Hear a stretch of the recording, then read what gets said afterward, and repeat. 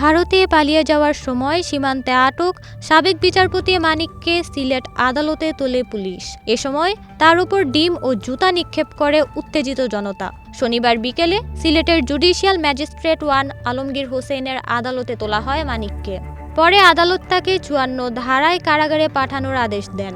প্রত্যক্ষদর্শীরা জানান, নানা কারণে বিতর্কিত ও সমালোচিত অবসরপ্রাপ্ত এই বিচারপতিকে আদালতে তোলার সময় ডিম ও জুতা নিক্ষেপ করেন উপস্থিত জনতা। কয়েকজন তাকে মারতে তেড়ে আসেন, তবে পুলিশ পরিস্থিতি সামাল দেয়।